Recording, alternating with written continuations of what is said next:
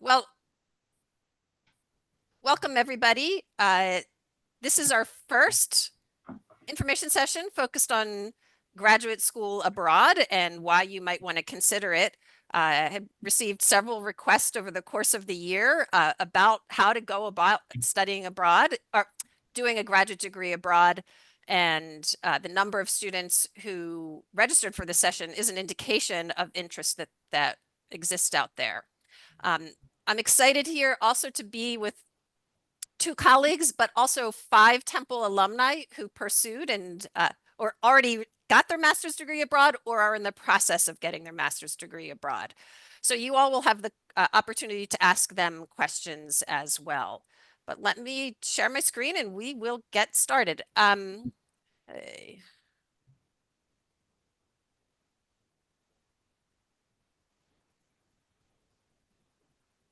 So we can first introduce ourselves and then our panelists will introduce themselves. But I'm Barbara Gorka. Many of you have already met me, but I'm the Director of Fellowships Advising. And I'm here today with Bob McMahon and Alexandra Schoolman. Bob, do you want to introduce yourself? Sure. Bob McMahon, I'm the Associate Director of Career Development at the University Career Center. I do work closely with Barbara and a number of the students that she encounters, not all of them, but many of them, with respect to getting resumes ready, personal statements, things of that nature. It's nice to meet everyone. And Alexandra. Hi, I'm Alexandra. I am a current PhD candidate at the Tyler School of Art and Architecture, and I did my master's abroad in London and had the best time and loved it, and I'm happy to be a part of this panel. Where did you get your degree?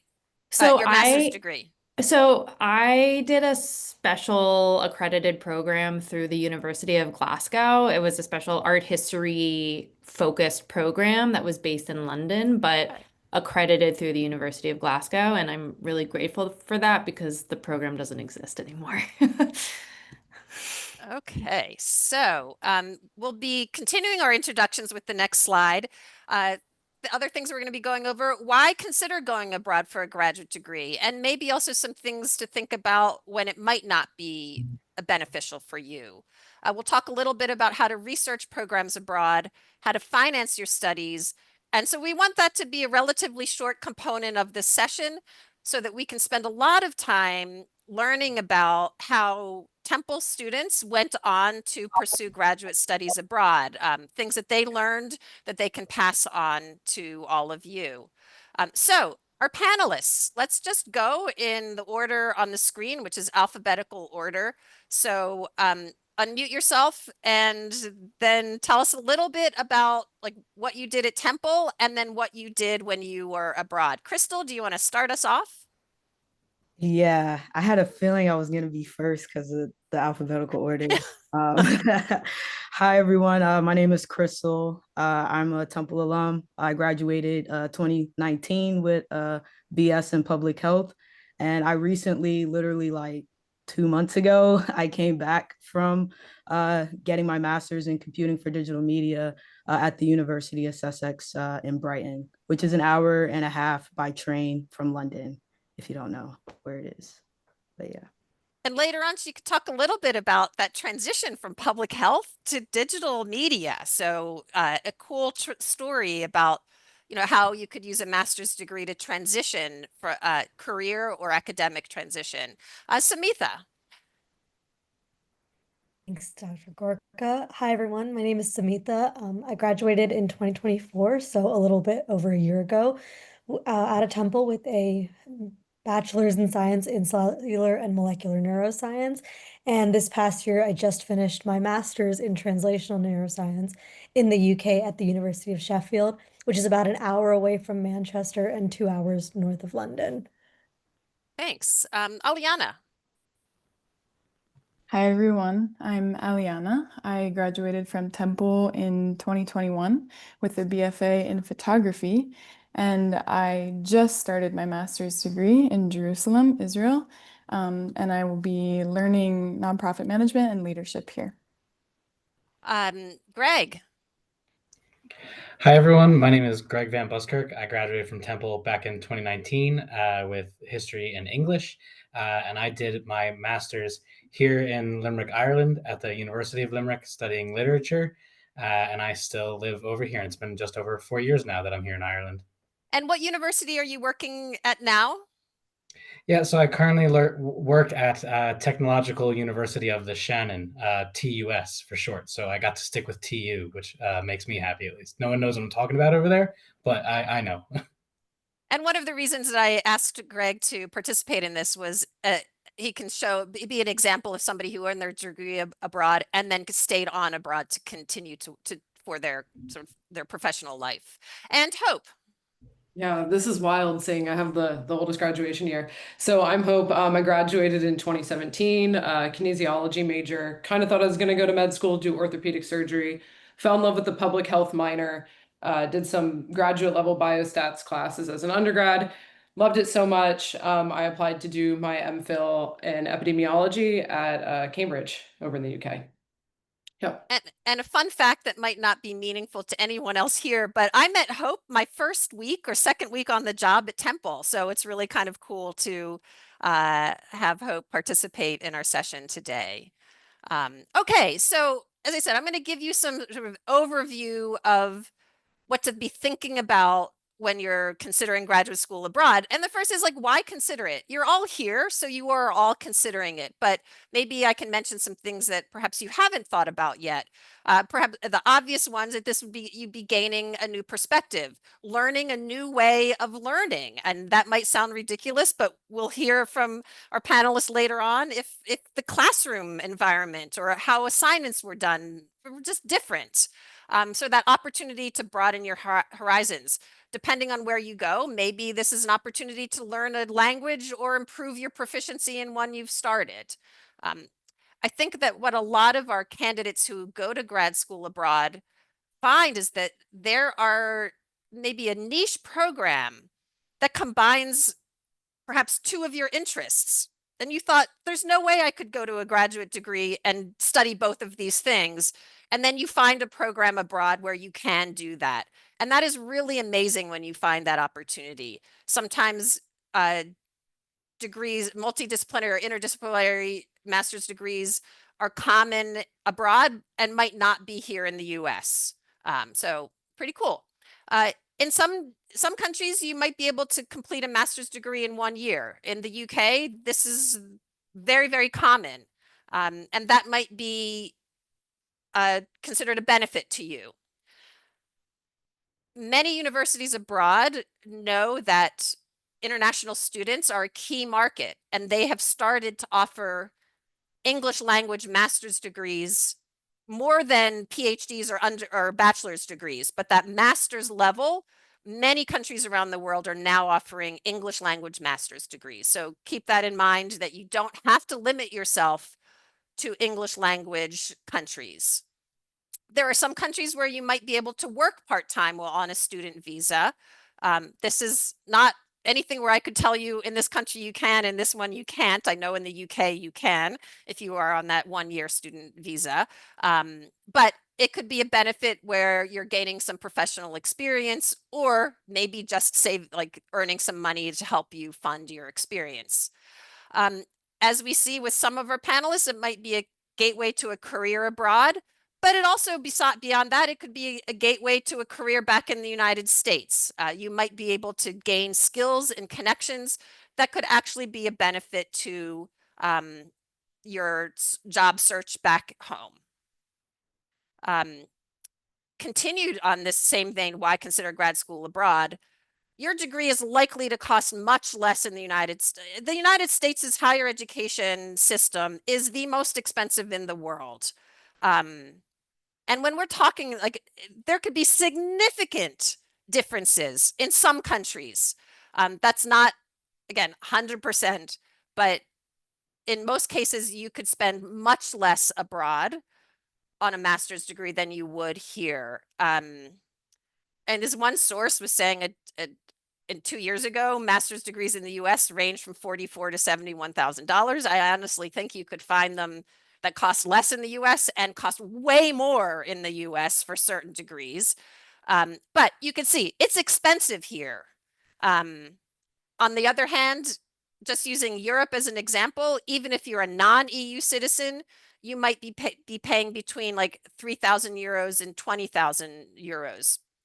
Again, there are exceptions to that for certain fields. You could also be spending less than that. Certain countries, Germany, it might be 500 euros for a year.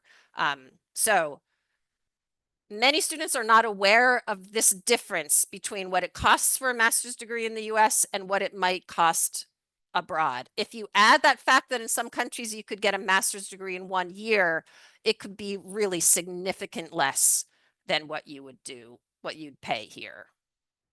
When to think twice about graduate school abroad. Like if you need professional certification for your field, and this might be something like nursing, accounting, education, you might not be able to get US certification if you go abroad to study that thing. That doesn't mean that you can't consider getting a graduate degree abroad. It just might not be for US certification. Maybe it's something that you want to do before you get certified back in the US. You also want to, and I say think twice because it might not matter at all. If you intend to pursue a PhD and want to teach in the US, getting a PhD abroad might not make complete sense depending on your field. You might miss essential networking that happens at conferences or meeting faculty in your field in the US who would be helpful in getting a job later on. So if that is something you're considering, talk to your professors from Temple and see what they think. If you do something like international relations, maybe it would actually be good for you to get a PhD abroad, especially if you ultimately want to teach abroad and not here. You might want to consult others in your field, perhaps using LinkedIn to network that way. Also, just note, in many PhD programs abroad, you need to have a master's degree to apply. That's, again, it's hard to talk about all countries in the world, but that's something you don't, in the US, you can often apply to a PhD program and get your master's as part of that. That doesn't happen in many countries around the world where you need your master's first. So just FYI. Okay, now how to research programs abroad. As I said here, these are links. I'll send you the slides.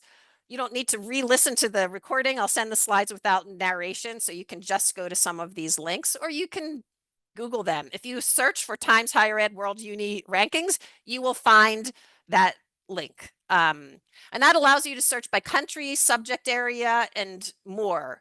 So it's a useful, again, for as much as rankings can be worth, these sites are useful.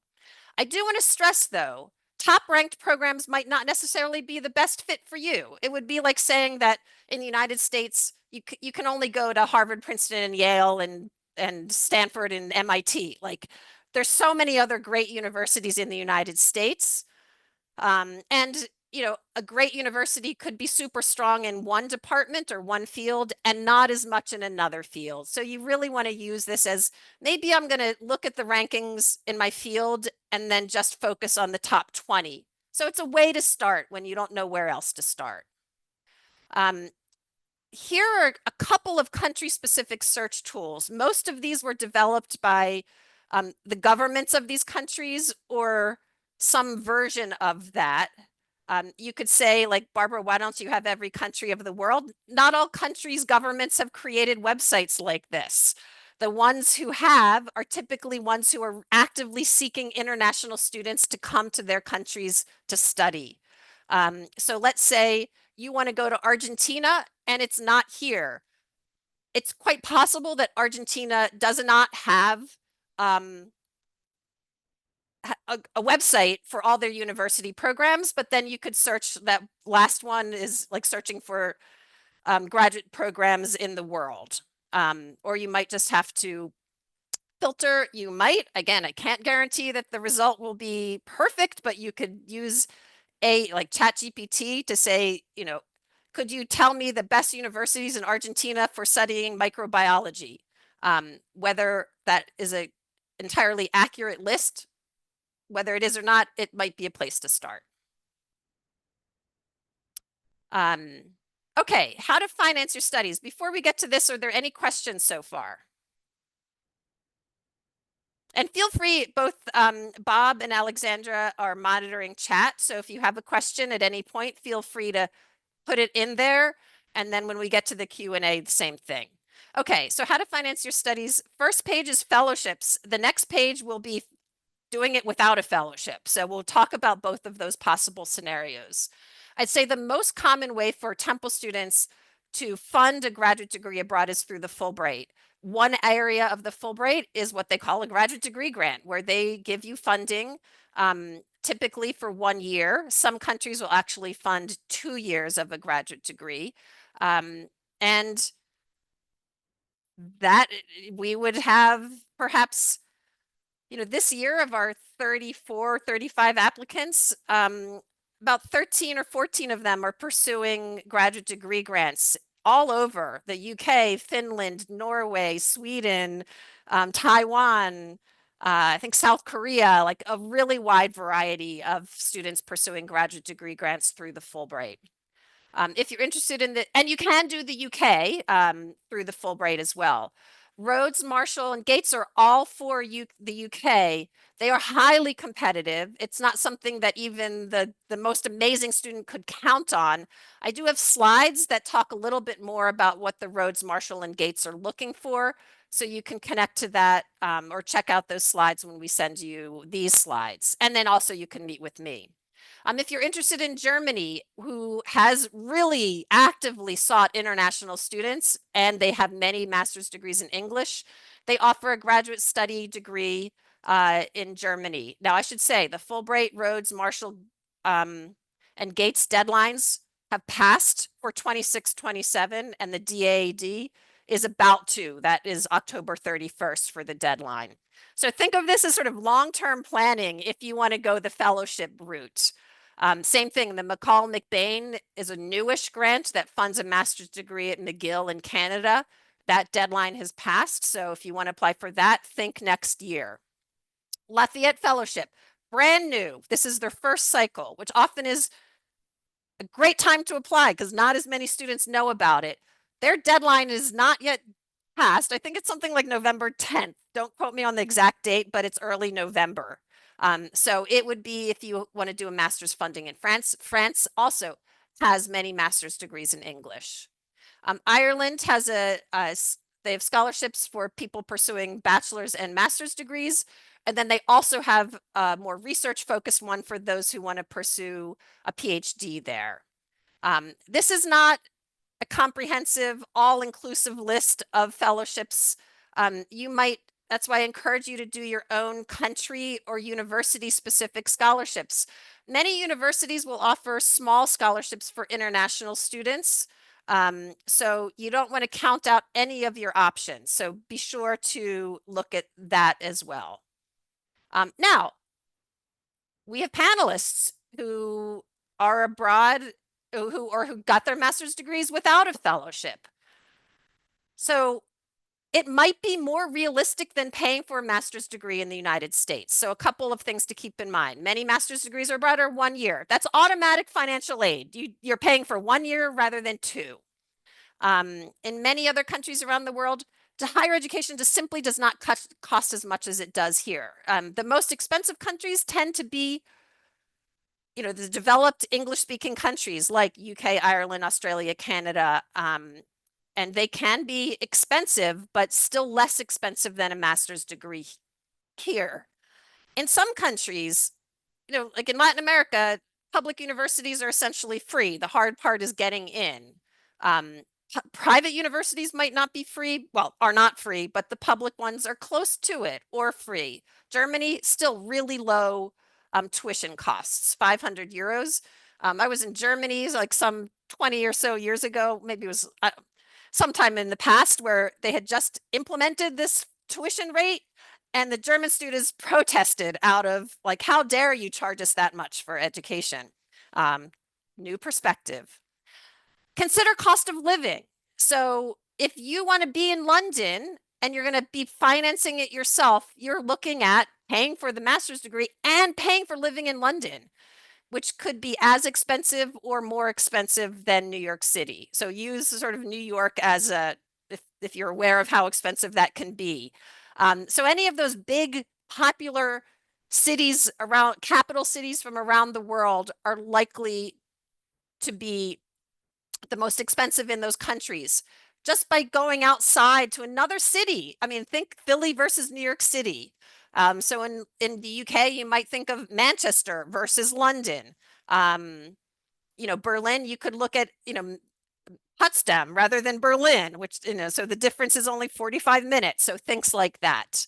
And then plan ahead, like consider maybe you work for a year or two to save up and then pay out of pocket. Find out if you can work part-time in your host country. There are ways to make this happen. So at this point, I just want to, our panelists represent a variety of ways that they funded. So could each of you explain how you managed to fund your master's degree abroad? Anyone want to start? Sure. Go ahead, Greg. Yeah, I'll go for it. So I did a 1 year taught master's in Ireland, and it was cheaper than doing it in the US and quicker, which was good news. I did work for a couple of years at Temple, so I was able to save money during that time. And in the Republic of Ireland and in parts of the UK, a lot of universities will take FAFSA as well. So you can do student loans like through the American government and put them towards a master's degree, for example. So I did do that for kind of the bulk of my tuition and living expenses, so that I wasn't so strapped for cash while I was over there. And then just in the Republic of Ireland, you can work part time on a student visa during the term time. So that's 20 hours a week. And then during the winter and summer holidays, you can be working more like 40 hours a week at whatever, whether you're bussing tables or working in a pub or being a tour guide, things like that. So on-campus jobs weren't very common, but working elsewhere, you were able to work on a student visa. So all of those things kind of were what I kind of put together to fund the experience. And I still, I'll be paying off student loans on that. Great. Who else? I can probably Go ahead, piggyback off. Crystal. Yeah. I could probably piggyback off of Greg because similar to him, I also did not get a Fulbright fellowship. Barbara knows that like that. Greg That was didn't like apply for one. So, but yes, similar. I The result was the same. applied a lot of times for it and I didn't get it, but I got into the school. And I think at that point it was more of a do I want to just, go in and just go to the school or wait another year to apply for Fulbright again? And I decided to go the route of just go ahead and go into the school. My school did give like some small scholarships for international students. So I got some money that way. And I also had gotten a few other outside scholarships that I like scoured the internet for. But I also did take student loans to pay some of my tuition and some of my housing. So I wouldn't be worried about paying all of that up front. But I did put down a really big, down payment. I also moved back home because at the time I was living in Philly. I moved back home and saved all of that money. And then I threw a going away party, which I didn't expect anything of it, but I got a lot of like gifts from family and friends, and some of that was monetary. So I was able to kind of just put everything together to be able to pay for it. And then I worked part-time as well. And in England, you can work remotely. So I was able to actually work remote at a company I worked at before while I was there, but they reduced my hours to 20 hours. So I was still working while in school. So yeah, that's me. I can piggyback off of Crystal because I also applied for a Fulbright scholarship and did not win because of the most recent. I applied for the most recent cycle of Fulbright scholarships, and it got disrupted by the Trump administration. And through this process, I was communicating with the school that I applied to, that I did get accepted into. So I was communicating with them about, the disruptance, and they actually offered to give me a scholarship in replacement of the Fulbright scholarship. So I was actually able to get a scholarship to go to this school that wasn't through the Fulbright. So I definitely recommend, even if you are using a fellowship, to still be in communication with the school, because there are always other options. And then I saved up money before I came here to pay for my expenses, but also something that really helped me is living with a host family, which cut the cost a lot and also gives me a more in-depth and cultural experience where I don't have to pay money and I get to live more locally. So yeah. And I should say, I know that there's some Fulbright applicants in the most recent cycle in the audience. So just keep that as a lesson. If you don't get the Fulbright, make sure you communicate with that mentor or the program that you were in communication with to let them know, because maybe if they want you, again, I don't know that this would happen in the UK, but in many other countries, they might be open to, kicking something in for a Fulbright applicant who was a semifinalist, but not ultimately selected. Samitha, talking about Fulbright.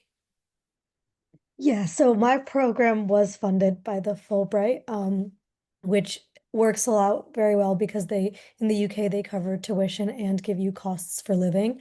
I did still also work because even with the Fulbright, you don't necessarily get, spending money or anything like that. It's just to cover the costs. So I did work within the university. It was really easy to kind of go to the student center, find a job, the same way you might do at Temple or something like that, and keep working so that I also had some funds set up for myself while I was there. And I can also just say, like, for those who are considering Fulbright in the future, applying for those that are outside of London can increase your chances of selection. And I think Samitha ended up finding a great program outside of London that was perfect for your interests. And perhaps increased your chances of that success. So same thing, it's the cost of living, but also there might be other benefits to looking at other outside of the big city. Hope, you were a unique situation. I hope you don't mind disclosing, or that if I disclose that you got the Fulbright but turned it down. Yeah. Can you explain why? Yeah, I can. So I was just going to start with how did I finance my time at Cambridge? I took loans. So that's the short story. The wild part is, yes, I got a Fulbright to University of Leeds, like full everything, done and paid for. And then I had admission to Cambridge that was not going to be paid for, and I like agonized over the choice, and I ultimately decided to pick Cambridge, and I took the loans for that. The pound was also, and still is in this case, like not as strong as it was. So I was also looking at like an instant 20% discount on my tuition that previous years wouldn't have had. So yeah, I took the loans. I did not work during my degree. It was a work hard, play hard, study oriented year, but I had commuted my last 2 years at Cambridge, and I had been working since I was like 19 to 22. So that was like a very intentional choice of like, hey, I made a lot of decisions around finances. I'm going to take these loans. I also knew I was going into a degree field where I could pay my loans back within 2 years, 2 to 3 years working in the US, and that's true. So like I was debt free 2 years out of my degree. So yeah, got a Fulbright at Leeds and turned it down to go pay money at Cambridge. Yeah. I mean, I just see that. Thank you to everybody. I think that's really helpful for everyone to think. I saw that there was a chain in the chat about when you would apply. One of the reasons we're doing this in October, so maybe it's too late to apply for some of the big fellowships, but a lot of programs abroad, you couldn't even apply for yet. It might be opening in November. You could easily apply in late spring in many countries and still get in for the following year. But I know for some of the countries, when they are represented at our fellowship conferences, they always tell us advisors, hey, if you're working with students who are applying to a master's degree in the UK, make sure that they apply as early as possible, because a lot of our scholarships might be first come, first serve. And if you wait until our actual deadlines in April, all of that money will be gone. So just keep that in mind. Even if you have a long period when you could apply, they tend to do rolling admission and sometimes rolling scholarships. So now we're going to enter. So there's already some active panel discussion going on through chat, and we're going to sort of start the. These are questions we thought might be useful for the audience. So we'll go through them, and then we will open it up for more questions afterwards. We already did the first question about how you financed your studies, but let me just open, and again, we don't need everyone to answer every single question, but if you have something that feels like, oh, Temple seniors and alumni would benefit from this. The second question, what motivated you to look abroad for your graduate studies? Does anyone want to, like, why? What motivated you to consider this rather than staying here in the US? And let's say beyond finances.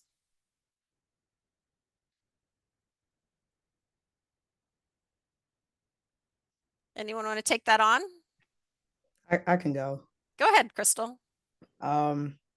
One, it's a year-long program, and for me, I mean, I'm 29 now, so when I applied for this, I was 28, and I was just kind of looking at, do I want to spend 2 years in school or do I want to spend 1 year in school? That was kind of like a realistic thought. But then the second was, I'm kind of like, my bachelor's is in public health, and a lot of my peers and people that I knew at Temple are all in like medical school, PT school, or like a different kind of professional school. And for me, I was like, it would be cool to get a master's in a different country, like that's something that's different that hasn't been done before.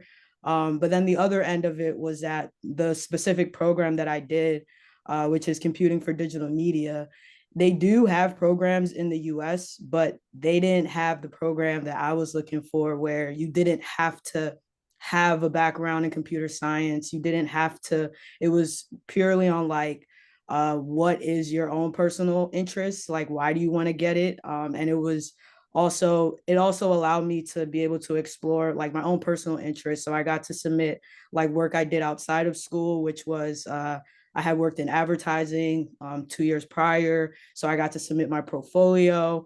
I also had done like, I was able to kind of speak to the things that I did in between getting my bachelor's and pursuing my master's. And the school was a good fit for me. And I chose the UK, or England rather, because I was, at that point, I was like really infatuated with London. You can ask Barbara, but I ended up going to Brighton, which is still close enough, but I actually enjoyed living by the seaside, and I enjoyed the year as well. Great, thanks, Crystal. Does anyone else have a different motivation for pursuing your grad studies abroad?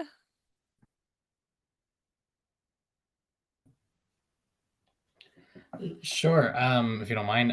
Go for it. I chose Ireland like specifically. I did have a bit of an interest. Like I studied Gothic literature written by Irish women. So like that, I didn't have that interest exactly when I started looking, but I knew I was interested in Irish cultural studies.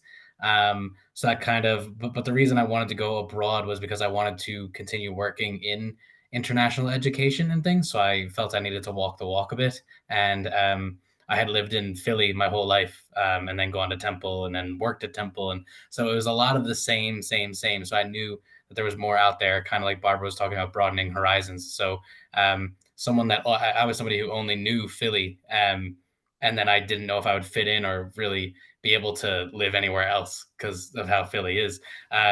So then going over, I knew I needed to take the step of at least doing a 1 year master's, and knowing that it's 1 year. So there is kind of like, even if you're having a tough time, there's a bit of a light at the end of the tunnel. You always get to come back. A master's is a master's in many cases, like Barbara was talking about, with some exceptions. So I knew that it was at least a way to taste test this kind of trying out somewhere new. That wasn't Philly. Great. Alexandra or Bob, do you want to ask any of these questions? Do any of them resonate with you as a co-moderator? Sure. Oh, Oh, go. go ahead. I think one thing that was really important for me when I was looking at my own program was what made the program stand out. So if you want to maybe answer, how did you find your graduate program and what made it stand out? I can answer that one. As Barbara mentioned before, I had initially looked in London for when I was looking at the Fulbright scholarship, so it did take me a while to actually find Sheffield and the program I was interested in. Um, Interestingly enough, the translational neuroscience program wasn't offered in the US in the first place, so I did look abroad for that reason. But along with that, if you are looking for master's programs in the UK, the Marshall website was really useful for me to go through and find all of the programs from all these different universities where I was interested. It kind of listed all of them out, and that made it really easy for me to go click on each one and figure out where I might be interested in looking. And Sheffield was kind of perfect for me. It was surrounded by a lot of nature, so the study itself was something I landed on after finding my program. And just as an FYI to everybody, the Marshall search tool that Samitha is referencing is the link I have for the UK on these slides. So you'll be able to use that. It is for the Marshall Scholarship, but the Marshall Scholarship can fund any graduate degree. So they have created their own search tool. Anyone else have like, what made your program stand out? How did you find it? I had narrowed down to the UK after I decided all of Europe wasn't for me because I didn't want to make people switch languages and making those connections. I then narrowed it down to 5 programs, and this jogged my memory that I was actually very stringent about the curriculum being taught and making sure that it skewed more quantitative and toward the areas that I needed. So I like went into the curriculum of every program too and eliminated some by doing that. Great. Yeah, and Hope, if I'm remembering correctly, the University of Leeds had a relationship with the National Health Service so that you could gain access to big data that you wouldn't have access here in the US. Was that something, or am I remembering I incorrectly? actually ended up having that at both, and that had to do with like both universities having the NHS like genomic agreements. But yeah, some super interesting stuff that you couldn't do in the States for sure. And that's again sort of that exciting thing that when you find that program in a country that you wanted to be in, it's really exciting and it's a sign that you really should be looking at this. Um, Anyone else have like how their program stood out? I think Crystal already referenced that like the program that she didn't require to have that computer background. So that was a bonus. Did anyone else have like an experience that made your program stand out?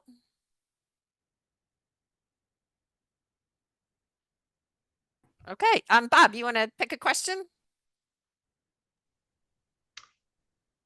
I was interested in, clearly there's been a lot of research leading up to the decision and then getting to the place.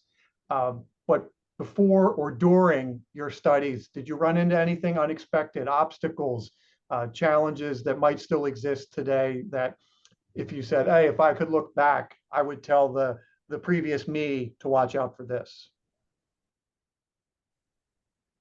I can answer this.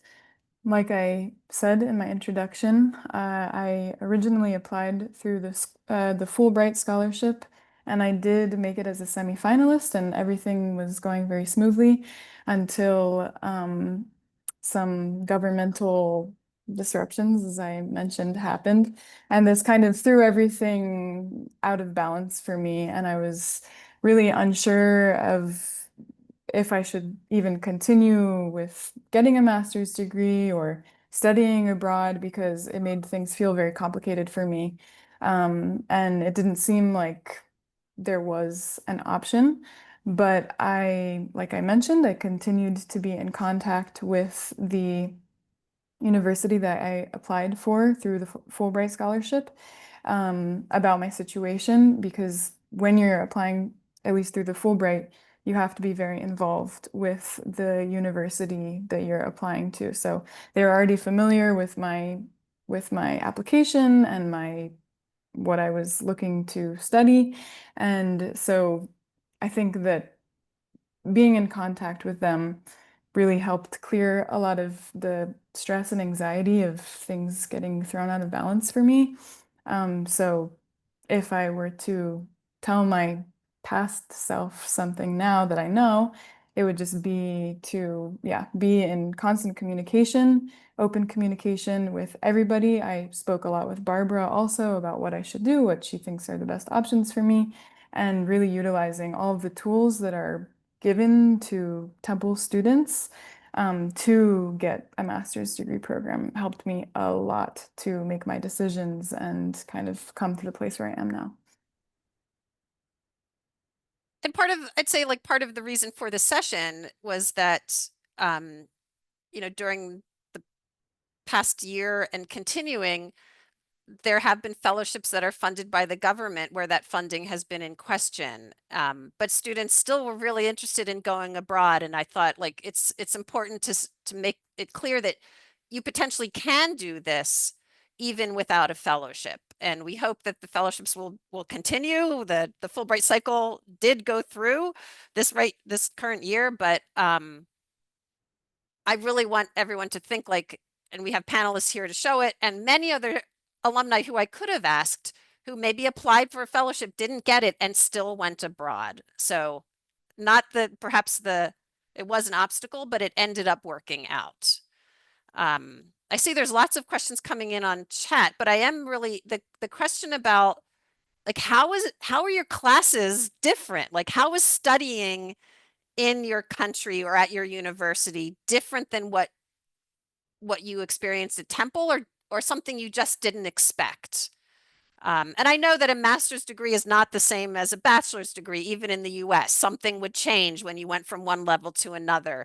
But was there anything that really stood out to you that our audience should be aware of? Like, oh, maybe I need to remember that it's not going to be the same. I would say the grading is How, different yes. in the How is it UK. different? Yeah, I remember I submitted an assignment and I got my grade back and it was a 65. I was like, whoa, did I do like that bad that my like grade is that low? Come to find out, like that equals like a B plus in like US grading.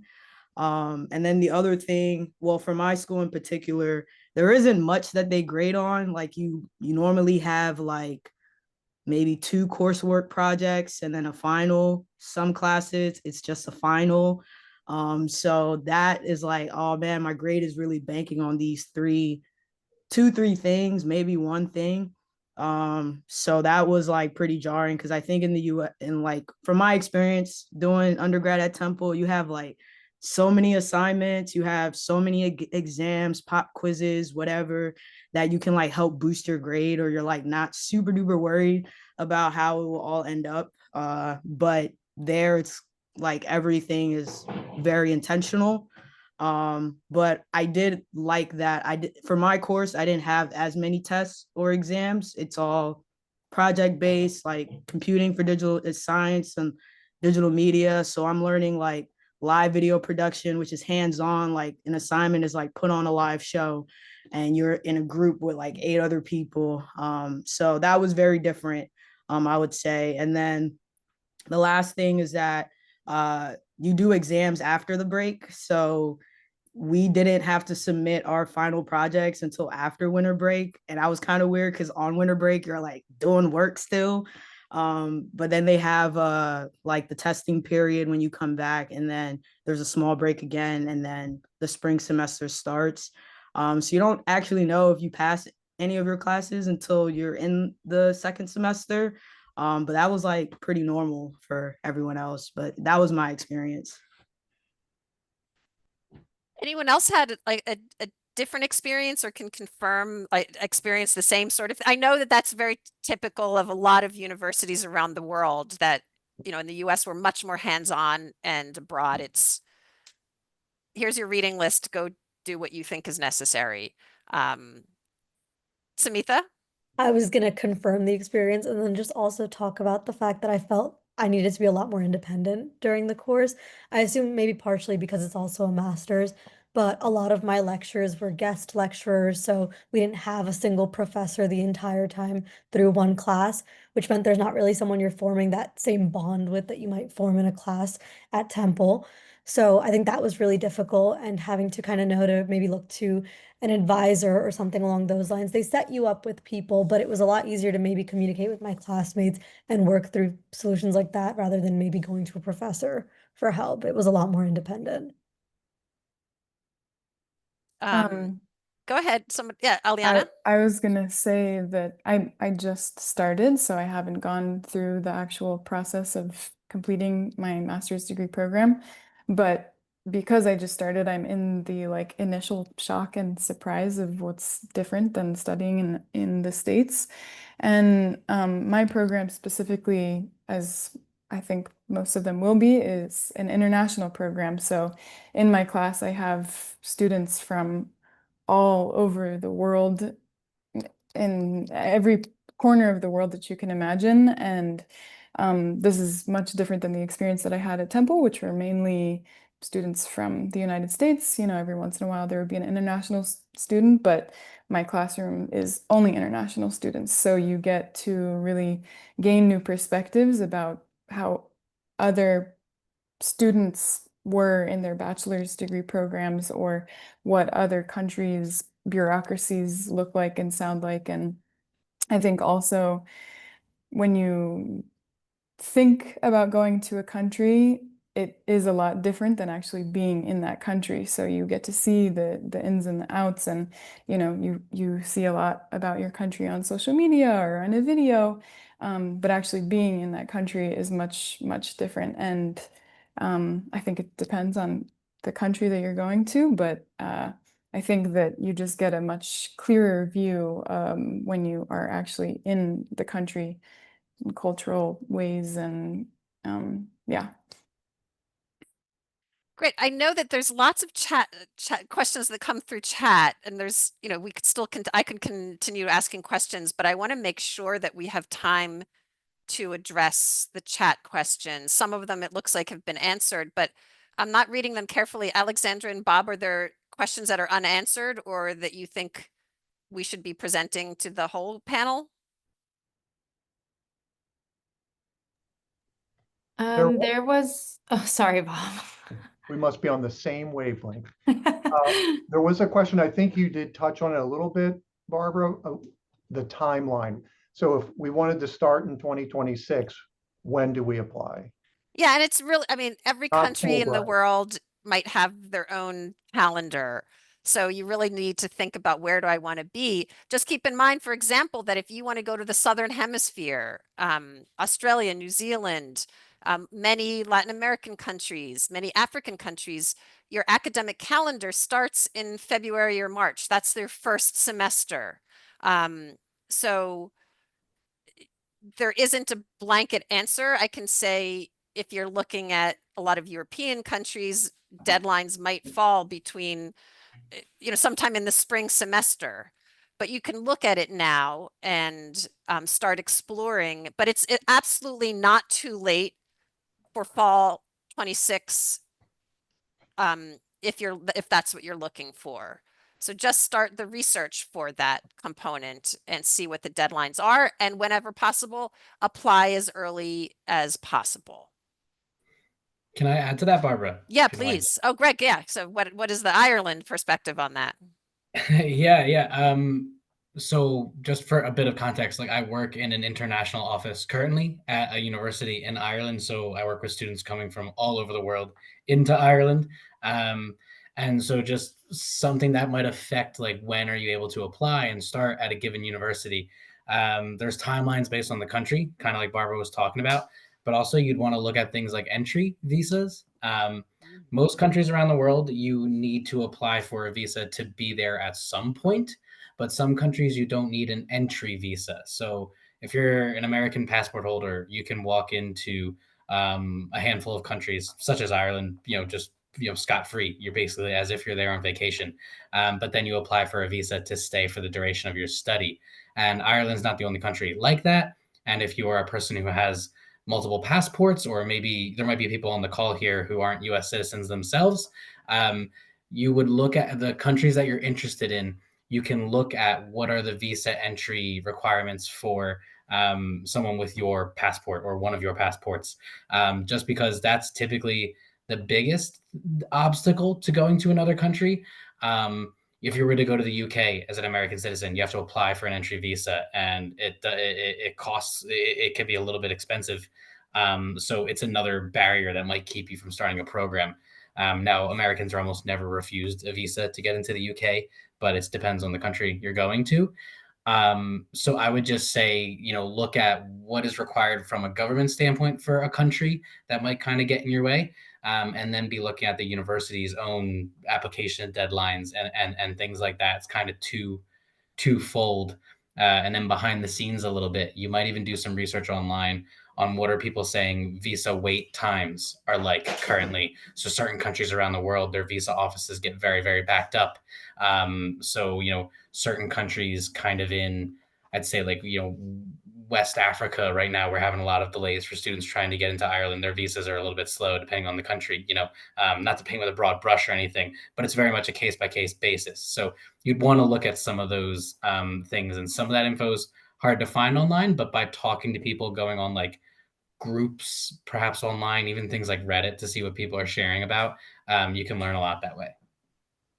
And Greg, really thanks about bringing up the visa issue. I do think it's telling with the question about unexpected obstacles. Maybe the visa is an expected obstacle.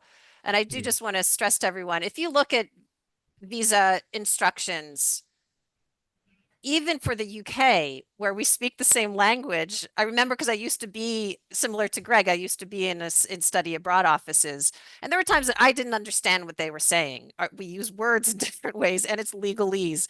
So please don't let that daunt you. Like, people apply and get visas all the time. And once you get in the country and months pass, it is one of those things that you forget. And I think it's indicative of that none of our panelists said like, oh, the biggest obstacle was getting my visa, because once that's done, you've done and you're there. So just keep in mind, if you open up a visa page and you see instructions and it looks like, I don't know how I'm ever going to do this, just take it step by step and seek resources. Any other questions that were coming up on chat, or does anyone in the audience have another question? You can also feel free to unmute yourself and just ask. If I could, Barb, I see an opportunity to tie together a question in the chat with a question on the slide. So a twofer, if you will. Please. How has the experience influenced your current or future plans, and particularly thinking about connections for job searching after the program? Is it easy to contact alumni, especially if you've returned back to the US, or vice versa, I suppose? So kind of two parts. How did it affect your current or future plans? And then how do you envision leveraging those new alumni contacts? And I say, like, Hope, you're the elder statesman here, stateswoman here. I remember that you thought this degree from Cambridge would really help your career. Did that turn out to be the case? That did turn out to be the case. Yeah, it did. It did. Everything turns out a little different than you expect it. So like I had actually thought that I would stay in the UK, and they were going through Brexit at that exact time, and it was really hard no matter where you went to school or where you were from to get a job unless you were UK and some EU countries, but even that. Cambridge specifically has like a big Cambridge in the US presence. So I've gone to like meetups at both Boston and New York City. So I think the biggest thing that was a change for me was going from a place like Philly that has a certain kind of diversity over to Cambridge. It actually made me a lot more interested in traveling to Asia. And like one of my dreams is now to spend like a year in like Korea, Japan, or China. So like I met different types of international people by going to the UK and having that be more of like a central point of the world. So yeah, it just changed a lot of my outlooks too, and different people that I met. Yeah. And well, thanks. And Smitha, if I can call on you, because I know that I think you're still applying to med school. So how is this translational neuroscience master's degree, like how do you see that as helping your med school applications? Yeah, absolutely. So I think a big thing for me was while I was at Temple, I got really into research. And something I was struggling with was knowing how much research I could maybe do as a physician because I still wanted to be a physician. And it turns out you can do quite a bit. And I got to meet mentors who are both physicians and scientists. So that really helped me know that I could still keep my main track while also pursuing things that interested me. And along with that, it built up my research experience. I think taking the year out, adding more to my experiences has given me a better overall application. So if you do have something that you're looking to do in the long run, it's a great way to build up more experience, get more skills, leadership opportunities, and then move forward from there. I see that we're just about out of time, and I wanted to share our contact information for myself, Bob, and Alexandra, and then share the LinkedIn pages of our panelists. Panelists, you can feel free to share your email address if anyone's asked for it in chat. What I didn't want was to have your email addresses on the slide, which then could end up in, you know, spread all over in some, spam email. So feel free to do that in chat where, it won't be shared beyond here. Any final questions that have gone unanswered? I really want to thank first everyone who's come to the session today. I did a 1 year of my graduate studies in Spain, not for credit, but it was an amazing experience in many ways for my own career. Alexandra and I are here to support you if you decide to apply for something. And again, we are not, I never claim to be an expert in all things graduate studies abroad. I'm here to learn with you and to support you through that process. And the Career Center as well. I think Bob in particular, as one of the students who can, the career advisors who can help you with a personal statement, just like we can. So we're here for that as well. But I really want to thank the panelists. First of all, it's great to see all of you. Really great to hear your stories, and I appreciate your willingness to spend some time with Temple students and alumni who are considering a similar path to what you're doing. So thank you. I'm happy to stay on for a few minutes afterwards. Consider this the end of the official session, and feel free to follow up with any of us and I hope that you found somebody whose experience abroad resonates with you and you can connect with them. Part of this is also to get you used to connect, like starting that networking that LinkedIn can be good for in some cases.